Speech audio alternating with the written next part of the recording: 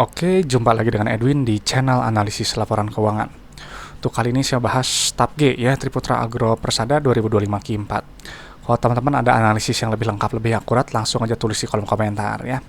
Oke, untuk TAP G kita lihat untuk riwayat bagian dividennya dulu ya, dan ini termasuk saya rasa perusahaan yang baik. Kenapa? Karena 3 tahun ke belakang dia bagi dividen.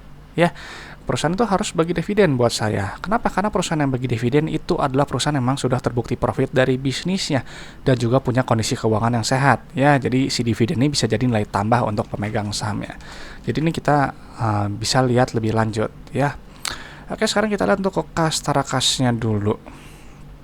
Kita turun dulu, satuannya jutaan, udah. Oke ya, kita lihat kas tarakas, karena kas tarakas ini adalah jumlah uang yang ada di dalam dompet perusahaan. Jadi si uang kas ini punya fungsi untuk bayar operasional, ekspansi usaha, dan juga untuk bayar pinjaman ke bank. Jadi nilainya nggak boleh terlalu sedikit ya. Dan untuk posisi kas tarakasnya TAP G ini dia naik sekitar 342 miliar ya, naik setara 26%. Nanti detailnya kita cek di laporan arus kasnya. Oke, berikutnya kita lihat langsung ke saldo labanya dulu ya. Saldo laba langsung pilih yang ini nilainya. Penting kita lihat karena saldo laba ini adalah total akumulasi keuntungan yang telah dihasilkan perusahaan dari semenjak perusahaan yang pertama kali berdiri sampai sekarang 2025 Q4.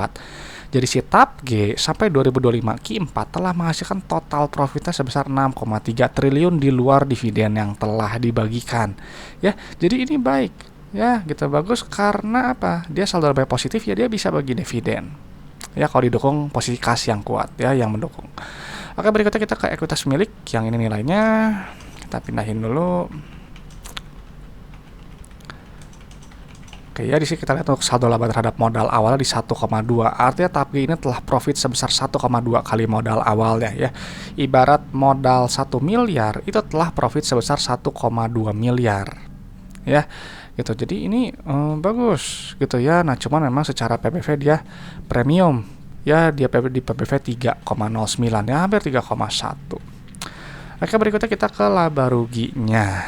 Ya, laba ruginya langsung pilih ke pendapatan. Kenapa? Karena pendapatan ini adalah pos keuangan yang menunjukkan pertumbuhan perusahaan. Ya, perusahaan yang baik yang bertumbuh pendapatan cenderung naik ya. Dan untuk pendapatan memang ini tumbuh ya sekitar 17%, naik sekitar 1,7 triliun ya. Oke, berikutnya benar kan? Juta miliar triliun ya. Oke, berikutnya kita langsung ke laba bruto ya, pendapatan dikurangi harga modal, nanti kita dapat menghitung laba bruto yang ini nilainya. Nah, ini kita pindahkan untuk melihat inti efisiensi perusahaan ya lewat gross profit margin gitu. Di sini 39%, jadi teman-teman menjual barang 100.000 ya ambil profit kotor 39.000 ya untuk melihat inti efisiensi perusahaan tadi. Nah, semakin tinggi laba bruto, semakin besar juga laba bersih ya, karena laba bruto itu dikurangi oleh beban operasional, non operasional, beban pajak. Ya, jadi carilah perusahaan yang laba bruto setinggi mungkin, GPM-nya juga setinggi mungkin sesuai dengan sektornya. Ya. Oke, di sini pendapatan naik, gross profit juga dia bertumbuh ya 774 miliar, gitu tumbuh sekitar 20%. Nah, sekarang kita lihat ke laba bersihnya ya, ini dari laporan laba rugi yang ini nilainya.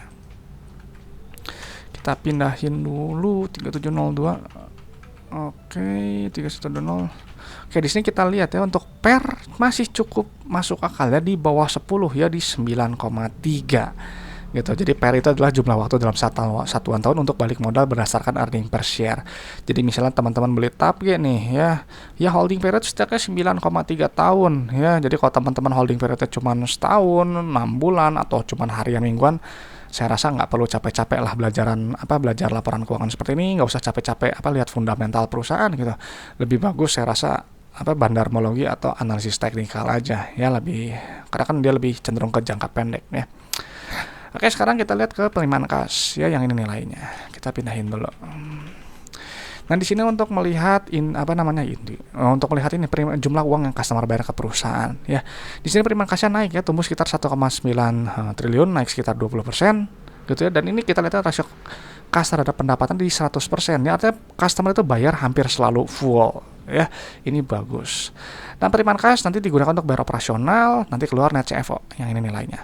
Wajib positif karena kalau dia negatif ya bisnisnya artinya nggak menghasilkan uang tunai gitu ya. Jadi uangnya bisa habis untuk bayar operasional. Kalau ini kan enggak ya, jadi ada uang sisa dari hasil aktivitas bisnisnya ya. Di sini net CFO-nya bertumbuh sekitar 5,9% ya. Nah, sekarang kita untuk aktivitas ekspansi usaha di sini nilainya negatif. Ya, kalau nilainya negatif artinya salah. Kok saya bacanya negatif? Nilai positif gitu ya. Kalau nilainya positif gitu, artinya perusahaan dia cenderung menahan ekspansinya ya. Karena kalau negatif, kita sama negatif ya perusahaan berekspansi atau enggak dia memelihara aset produktifnya gitu ya. Nah, cuma kalau di sini kita lihat ke pos kecil ya kan memang perlahan asetnya tetapnya capex ini cenderung hampir ya naik sedikit gitu ya. Tapi di sini kita lihat ada penerimaan dividen dari Ventura bersama ya. Jadi dividen yang besar ini lumayan nih ya untuk bisa membantu mengcover untuk capex-nya. Ya. Gitu. Jadi lumayan gitu ya. Sedangkan secara CFIK ini oke juga gitu. Nah, lalu untuk aktivitas pendanaan di sini kita lihat nilainya negatif. Ya, artinya perusahaan dia membayar dividen atau enggak dia melakukan pelunasan pinjaman. Ya tuh, pembayaran dividen nilainya negatif. Kalau dia pelunasan utang tuh nilainya negatif. Kalau ambil utang nilainya plus. Ya, cari yang negatif gitu seperti ini. Dan di sini bagus ya polanya. Kenapa? Karena dia polanya plus plus min dan ada kenaikan kas tara kas. Ya, di sini kan plusnya itu karena ada dividen ya, tadi dividen dari hasil Ventura bersama. Gitu aja kalau misalnya dividennya kita lakukan adjustment, gitu ini juga nilainya negatif. Ya gitu, ada penurunan kas tara kas gitu. Cuman nggak masalah gitu karena saya rasa cash flow segini masih sehat kok ya, masih lumayan. Oke, sekarang kita lihat untuk resiko bisnis berdasarkan likuiditas dan solvensinya. Ya, kita naik dulu sebentar. Set lancar yang ini kita pindahkan angkanya. Terus liabilitas jangka pendeknya yang ini nilainya. Nah, di sini kita lihat untuk rasio lancar kuatnya di 2,1 meskipun rasio kas ya ini masih bagus ya di atas 0,5 di 0,8. Gitu. Jadi secara likuiditas saya rasa ini masih kuat ya. Dan untuk short term debt-nya di sini ada utang bank jangka pendek, terus utang bank jangka panjang habis yang hampir jatuh tempo kurang dari setahun, cuma 2 aja ya saya rasa ya.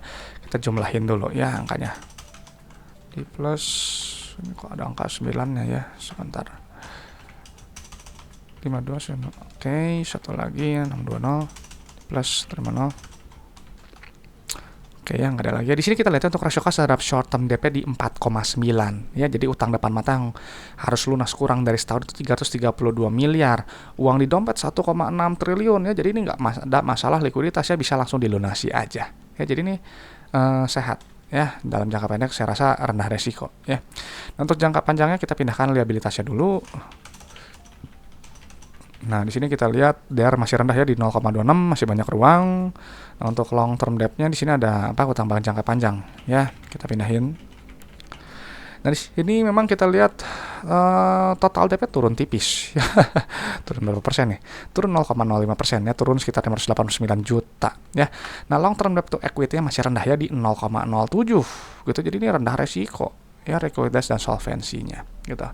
Nah, jadi setelah saya pindahkan data keuangan, TAP G ini adalah perusahaan yang saya rasa baik ya, 3 tahun ke belakang bagi dividen ya, ada nilai tambah untuk pemegang sahamnya, saldo laba yang positif setelah profit sebesar 1,2 kali modal awalnya ya.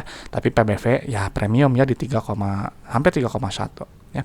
Tapi PR masih cukup masuk akal di 9,36, cash flow segini masih sehat saya rasa ya.